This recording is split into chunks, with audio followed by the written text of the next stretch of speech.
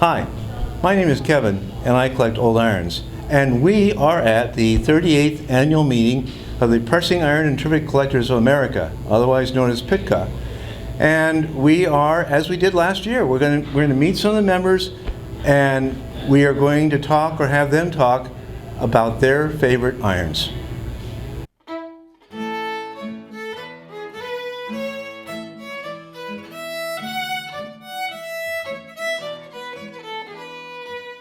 Hi, this is Gary, and Gary is the president for this past year, soon to be replaced, I'm sorry to hear. Today, yeah. Today. And Gary, first of all, how has the year been for you?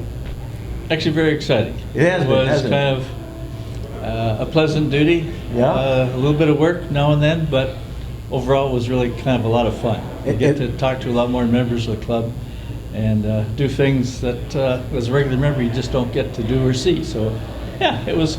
And we had a good auction too. Yeah. Yeah. It's been a good meeting. It has. So would you share with us a favorite iron? This is one that I brought, and it's an very early electric, 1916, so it's 106 years old. And the reason I brought this one wasn't so much the age, but someone has done some work on it over the years. And it's, I believe, been painted. The asbestos would normally, the insulation layer would be white, and it's black in this case. So we wanted to find out from other colleagues here what they thought of it and how they would best attempt to clean it. So that was my purpose for bringing this one. Did you learn anything? I did. Yeah. Some different ideas on how to tackle it, and talking to some other people through colleagues here that might suggest other ways on cleaning it too. So yeah, that's my iron, and you're sticking to it. I'm sticking to it, and I wanted to get some feedback from club members, and what better place. I've talked to them on the phone, but it's not the same thing as putting it in their hands. So, and thanks for a very good year. All right. Okay. This is Bitsy. She's from Pennsylvania. How long have you been a member of PITCA? 25 plus years. And do you have a favorite iron to show us? Yes, I do. What's favorite about it is how I obtained it. Okay.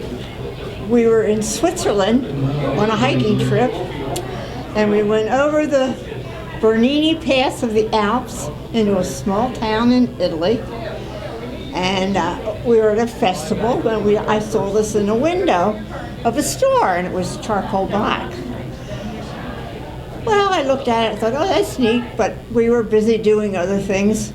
We all got back on the train, went over the Bernini Pass again, and we got off at the top because we were going to hike back down into Switzerland. Well, the group hiked back, but I said, I'm going to go back and get that iron. So we went back to get the iron. The store was closed. So we got on the train and went back over the beautiful Bernini Pass through the Alps. And about 2 days later, we had some free time. So we got on the train, went back over the Bernini Pass, and the store was closed. This time we got the phone number, and we called. Finally, it was open the last day we were there. We got on the car, in the train, went back over the Bernini Pass, got the iron, and came back over the Bernini Pass. And that was just such a beautiful train ride. Then we brought this home, we cleaned it up, and now I love it. Great story. Yeah. Thank you. And that's a pretty necklace. This necklace is made from irons that people have cast and brought to society meetings. These were charms that Arlene Fingerman, yeah, every year would bring a new one and sell it. And so I collected them for every year she brought them and put them on a chain. Here's the coal iron with a dragon on it, and here's a Chinese pan iron, and oh my gosh, there's even an electric iron here. Oh yeah, and a swan iron, and yep. Great. Thank you. This is Joyce from Texas. You've been a member for 15 or more years. You brought an iron for us? Mm-hmm. Can you tell us about it? Okay, so this is one of my favorites because to most people who look at my collection, this is very unusual. It's a Chinese pan iron, and it's one of those that they used with charcoal. And most people in the world don't know that charcoal was used as an iron fuel. And so when I explain it to them, we talk about this one, and then we look at others in my collection and see the different kinds of fuel that were used. But I think these are especially nice because they're decorative, they're big, and so you can imagine this being used on a piece of silk or something to do some ironing. How old? I mean, these can be very old, right? Yes. How old is this one? I don't know. Okay. I'm guessing it's probably 1,000 years old, That old? but I don't know. Wow. So if somebody could give me the background, that would help me know that, like you. We that would be might good. learn enough for a video someday, but we'll need a lot of help. Thank you very much. You're welcome. And this is Denise. She's from Richmond, Indiana, a great place for fossils, and you've got a nice iron here. Yeah, I collect mostly early electrics and trivets and some other things like this, but I first saw this actual fluter, machine fluter, in 2004 at the Walker auction. And Levitt is a family name, Leavitt, and this is a Thomas Levitt machine fluter out of Boston. With little doors on the side where you can get to the slugs. Right. Does it have the slugs in it? No. Okay. There they are. This is a beautiful, beautiful iron. Yeah, it still has some of the green paint and the gold paint along the base. But I saw this at that Walker auction, my first convention, and I, as a graduate student, didn't have very much money, and I started bidding on it. And Buck Carson was bidding, and soon the price went above what I could go. Buck Carson's the one that had the auction just 2 days ago. Yes, Right? and so I just purchased this, won it at the auction. So I have my Levitt. Congratulations.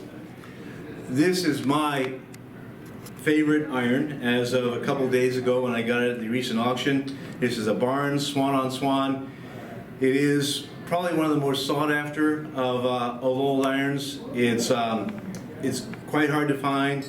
I have wanted one for 50 years, but it's always well over my price range. But my price range, my willingness to justify funds for a fancy iron have increased, and prices were good at this recent auction, and this is it. It is a slug iron. You take the swan off using the small swan as a latch, and there's the slug. What do you think? This is Jack from Illinois. We've seen him as guest on one of our previous videos. What did you bring for us? I acquired at this auction a billiard table iron from Burroughs and Watts Limited. It says Johannesburg on it, but I looked up the company and they are still existing, and it's a British company in business producing pool tables. So apparently this was, or billiard tables or snooker tables, this was used in the production of those tables to iron out the felt on a table, and the side bumpers, this is so that it would iron the felt under the bumpers. So I have another one that was a gift from Kevin, and this is my second billiard iron. I was very happy to acquire it. This one has much better markings than the one I gave you.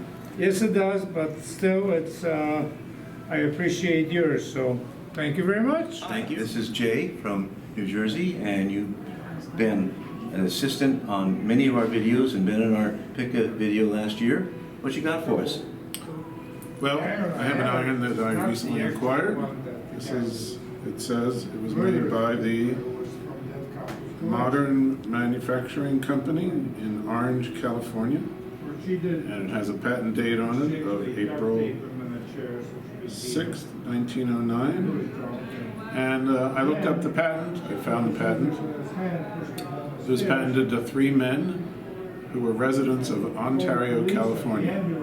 And that bit of information, Ontario, California, is a clue to some of the history of this iron, because Ontario, California is where the Pacific Electric Heating Company was, and they were the producers of the first commercially successful electric iron, the Hot Point. So I suspect that And that iron began to be produced around 1904. This is about 5 years later. I suspect those three men worked for Earl Richardson, who founded Pacific Electric Heating, and had their own idea. So I'll just finish by saying that in the 35 years or 40 years that I've been collecting vintage electric irons, this is the first one of these I've seen. And it's gone to the right place for sure. Right, and also it came with a little provenance. It has a tag on it that says it's from the Glissman collection. And Glissman was the author of the first general history of pressing irons that was published in the United States. Wow. And it belonged to that couple. Yeah. Yeah. Very good. So, Thanks a lot. you're welcome. This is Melissa from Indiana, and you've been a member of PITCA for 20 years or something like that, right? We attended the Walker auction, and because they were selling their collection, we knew about the Midwest Saturn Collectors Club, and when we got there, the club was so welcoming and said, "We must join, please, we need you." And so we're like, "Oh, okay." So yeah, so we since then, it's a long time ago. So Let's take a look at it. So when I come to the auction before the convention, I often just skim through the catalog. I like this one, this one, this one, this one. And then when I get to the club floor, then I start getting interested in some. And so at this year's auction, I did not even know that there was a polisher with the name of Powell. I didn't know that Powell anyone made iron. So this is a Powell shirt iron. So it's heavy, it's a polisher, it has a unique pattern on the base. It looks like little feet. I know nothing about this iron yet, but Powell is one of my family names. And so now I have an opportunity to research them and find out more about that. So I thought since it was just a good thing to come talk about, because maybe I'm related somehow to this iron. And it's one thing about the conventions that you just never know is what you're going to learn while you're here. Thank you very much. Hello, I'm Maurice Barnhart. This is my second PITCA convention. And I picked this nice little ox-tongue iron to show you. It has a nifty little latch. The slug comes out. And there's this pretty sunrise pattern on the back. And what is special about this is I got it for free at the convention. And lots of people give us beginners irons. So you too can go home with numerous irons after your first convention. This is Art from New York, and Art, this is your second PITCA meeting, right? Is it right? This is your second PITCA meeting, right? Yeah. Okay. And what do you have here? Show this iron. This is a box iron. They call it. There's a slug. I don't have a slug with me right now, but they heat the slugs. Keep filling them on the stove to keep hot, and then you just switch around, put a new slug in, close the gate, and continue on ironing. And what does the iron mean to you? It's a bit of history. Keep history alive. The workmanship is over 100 years old, and the workmanship is something that's still around. The workmanship they did then, the beautiful piece, and to find a collector piece, today some collectors, they want everything to look in the catalog. But I like to go around, when you go around different shops collecting, to see a time for history, and something that's around for 100 years, and sometimes something 200 or 300 years old. It's work to go find it, and it's enjoyment. You meet a lot of interesting people, and you see a lot of interesting things. And it's good to learn and remember about history, the workmanship they did years ago. And that's wonderfully said. Where did you get that? I got this from going to the Iron Convention, and one of the members that I met at the convention, he gave this to me. And I will try to take good care of it. Because it means a lot. Not only just because it's a piece of history, but a new friend that I met gave it to me. And that means a lot. Thanks a lot. Thank you. Thank you. You're very active in the historical scene, historical societies, and so forth. Right, and with the DAR, we believe in historic preservation. Mm-hmm. I'm also the curator of the Christian Welshman Homestead and Civil War Museum in Camp Dennison, Ohio. And how do irons relate to all that? Historic preservation. Each one of these individual things somebody used to make their clothes nicer, their home nicer, to make them feel better about themselves. They're each one a work of a piece of workmanship, and they deserve to be preserved. Show us the other one. This one I brought home from the International Collectors Conference in Lindau, Germany, and it was a last minute. Somebody heard on the radio that we were having a conference, and they showed up with 7 irons. They wanted 30 euros for them. I didn't have 30 euros, so Doug and Teo loaned me the euros, and I got them, and this is one of my favorites. It's a make-do.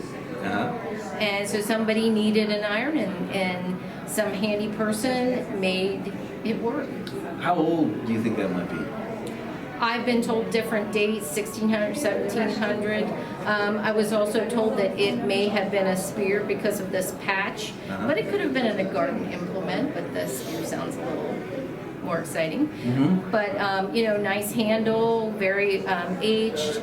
The wrought irons are very interesting because each one tells a totally different story. They're all unique. Absolutely. And you know, a craftsman made these. You know, somebody took a lot of time and effort, and it must have been lucrative or for somebody they loved, and you know, each one has its own story. Thank you very much. Thank you.